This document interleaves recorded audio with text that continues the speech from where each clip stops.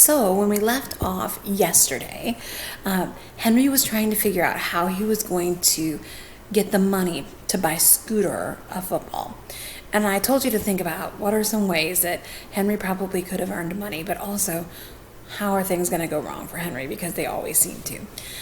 So we're going to read today and find out what Henry did to earn money and if it's what you thought, because it was definitely not what I thought. He listened to the wish-click of the water sprinkler next door and wondered how he was going to earn $13.95 in 1 week. He thought and thought. He could collect old tinfoil.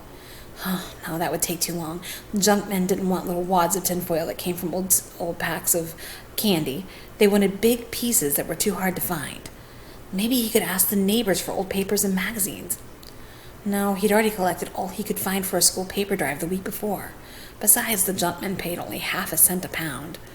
He could open a lemonade stand by the park, but lemonade stands were just kid stuff.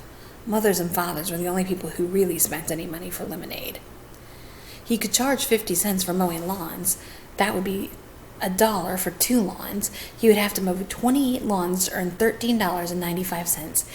Even if he could get 28 lawns to mow, he didn't see how he could find time after school. As the evening grew darker, Henry still sat on the steps, thinking and listening to the wish-click of the water sprinkler. Wish-click, wish-click.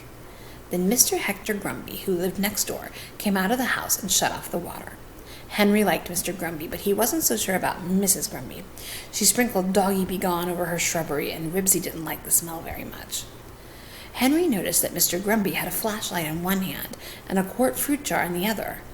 Mr. Grumby set the jar on the sidewalk, tiptoed onto the lawn, flashed his light on the grass, bent over and pounced on something.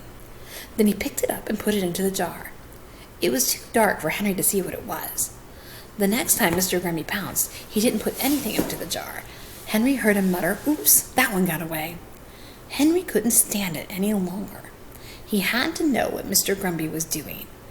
He walked across his own lawn and peered over the rose bushes. "If you come any closer," said Mr. Grumby, "you better tiptoe. I don't want you to scare them away." "Scare what away?" asked Henry.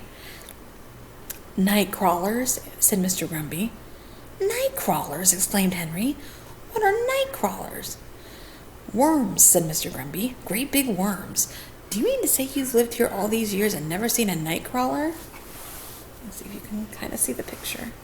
Whoops, I'm going the wrong way.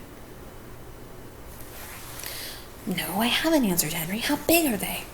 "Oh, about 7 to 10 inches long." Golly!